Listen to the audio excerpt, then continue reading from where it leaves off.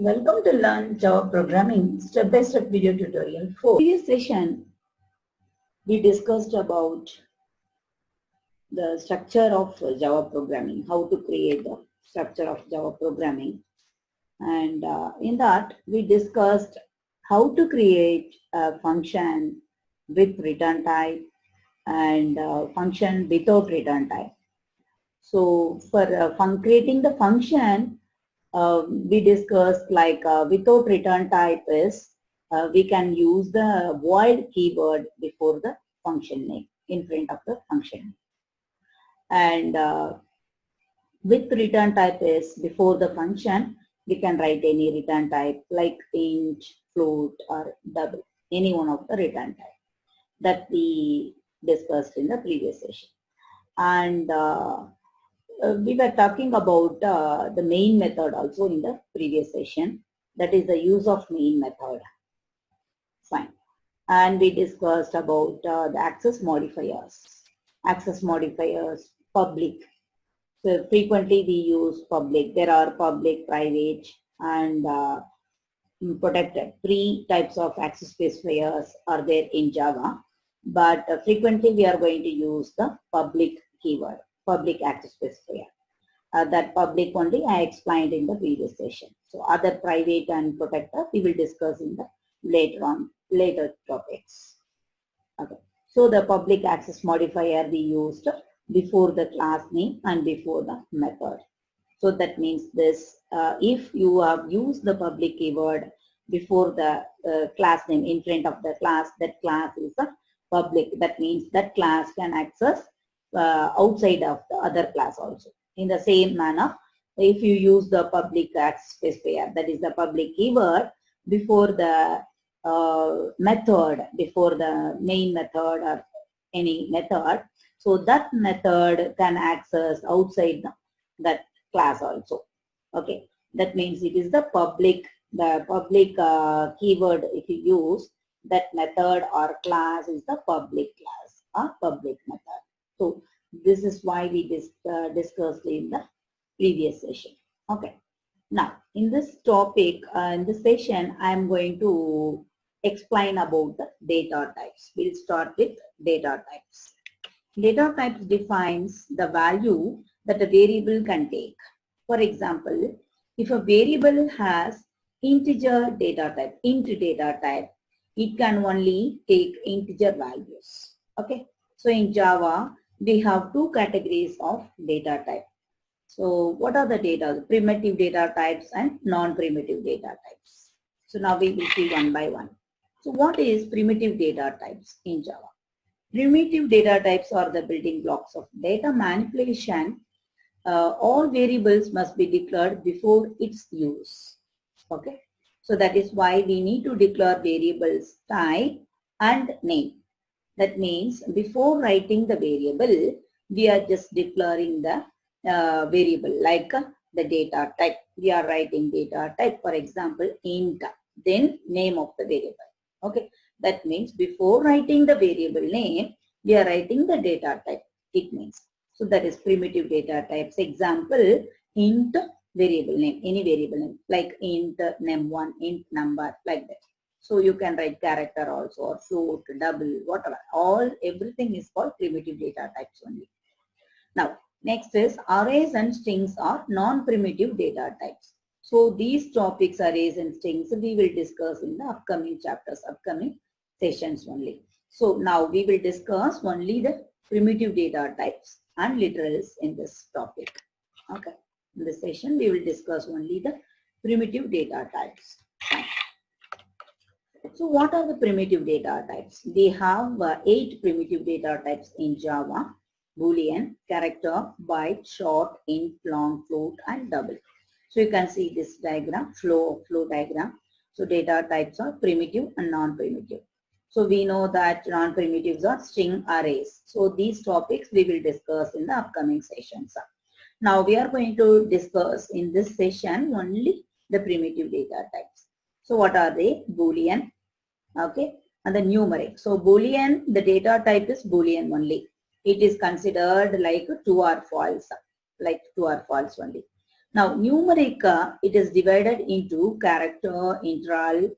Okay, so character is char data type, and then and the integral is integer and floating point. So integral data type, again it is divided into integer and floating point. Okay, so now here integer we have byte, short, int and long. Byte, short, int and long. Okay, now floating point is float and double. So these are all the data types we are considering in Java.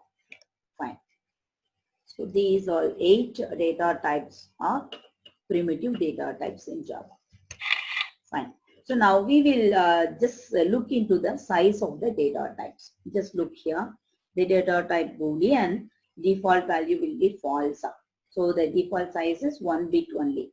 Character, it's 2 bytes, and byte data type is 1 byte, and short is 2 bytes, integer is 4 bytes, long is 8 bytes, float is 4 bytes, and double is 8 bytes. Okay, so the default values are given here.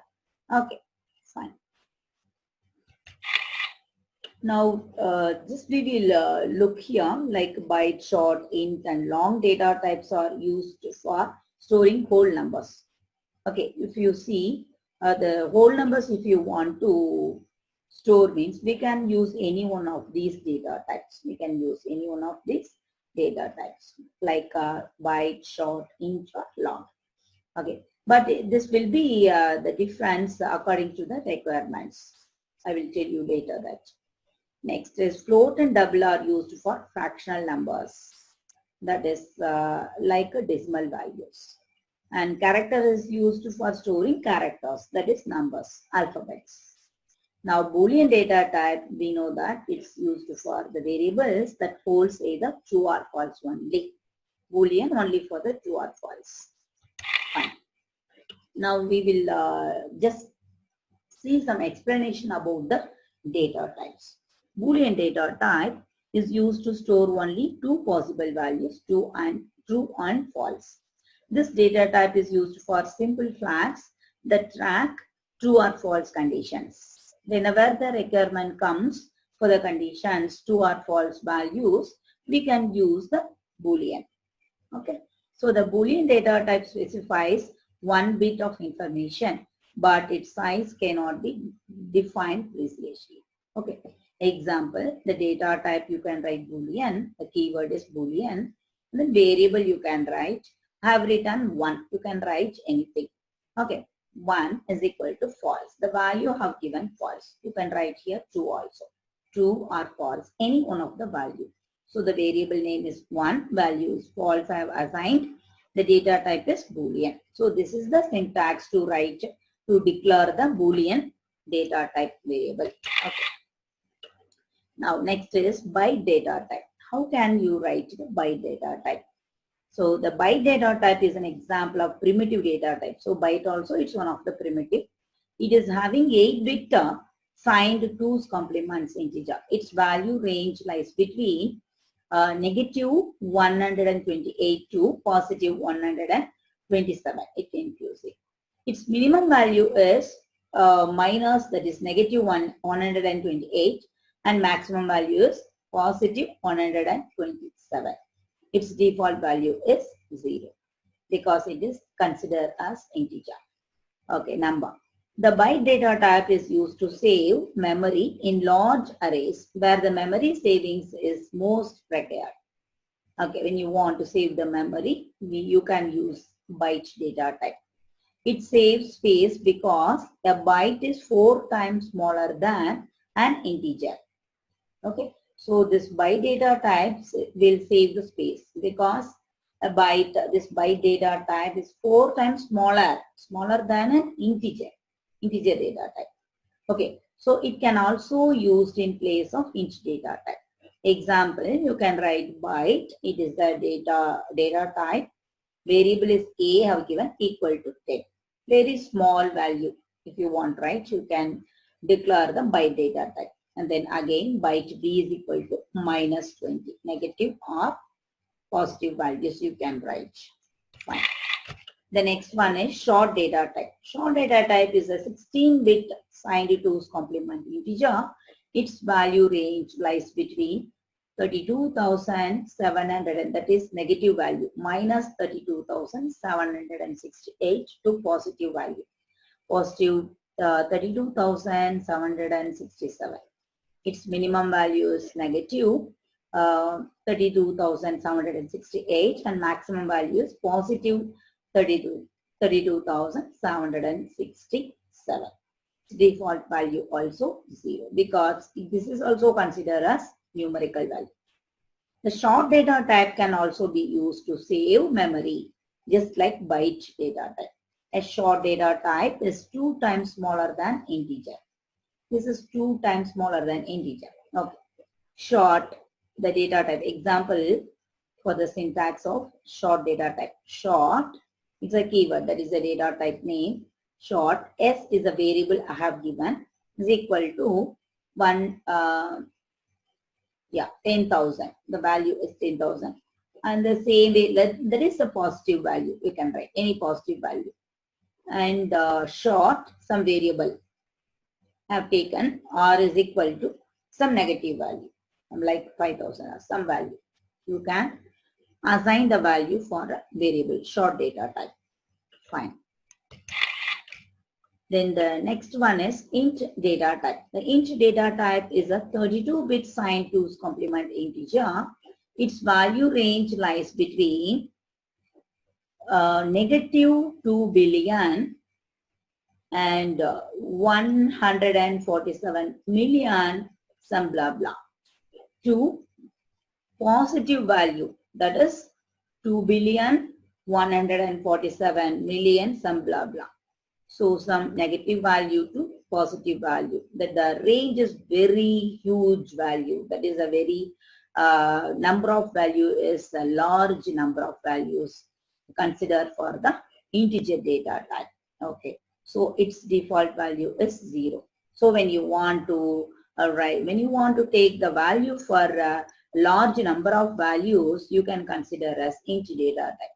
So in Java, frequently for the numerical data type, frequently you are going to use int only. I suggest you to declare the data type, or whenever you want to declare the numerical value, I suggest you to write int data type only. This will be better. Okay. So the int data type is generally used as the default data type for integral values unless if there is no problem about memory. Okay. So the example is int is a data type, a is a variable equal to some value you can write. Like 1 lakh or 5, some lakhs, some large number of values you can write. This is a positive value I have assigned here for the variable a. A is an integer data type. Okay. Like int b is equal to some variable name again. Okay. Some negative value you can write. Fine. So this is why the integer data type we are declaring. The next one is long data type.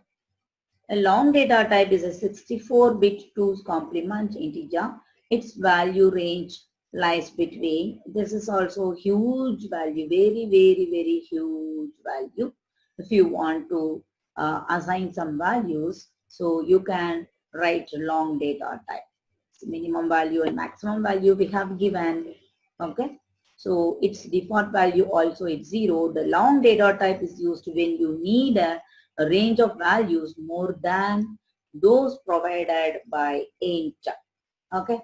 So the syntax is, the example is long a. Long is a data type, a is a variable, and you can assign some huge values. Okay. In the same manner. Fine. The next is float data type. Float data type is a single precision 32-bit floating point value. Okay, it is recommended to use float instead of double if you need to save memory in large arrays of floating point numbers. Okay, so the floating data type, float data type should never be used for precise values such as currency. Its default value is 0.0f. consider as float. Okay, example is float, data type, variable name. You can write any variable. I've taken F1 is equal to some decimal values you can write. So float data type considered for decimal value. Double data type is a double precision 64-bit floating point. Its value range is unlimited. That is the unlimited value. It is very huge. The double data type is generally used for decimal values, just like float. Double data type also should never be used for precise values such as currency. Its default value is 0.0D. Example, using this syntax like double is a keyword that is for the double data type. Then variable have taken D1 is equal to 12 point some decimal values. And then the last one is char data type for character data type. It is single 16-bit Unicode character. Its value range lies, this is the range, okay. So character data type is can store only one character. You can use it for the storing the characters. Okay, example is char. The data type is char. The variable I have given letter A. You can write any variable name is equal to single character only applicable for the character data type. Okay. For string, if you want to write, you need to mention the size of the string that we will see in the next upcoming chapters. Okay. So for the single character, you need to assign, when you assign the value, single character only. So when you assign a single character, single quotes you need to write. This is compulsory. Okay. So these are all the primitive data types we saw. And when we discuss in the strings and arrays topic, okay, we will see briefly about the strings and arrays. Those are called the non-primitive data types. Okay, fine. So in the next session, we are going to discuss about the operators in Java. Okay, after that we will see writing the program, OOPS concepts and all the OOPS concepts, and we will write the programs also. Using OOPS we can write some programs in the next topics. Thanks for watching this video. If you like this video, please like, share and subscribe to get more videos.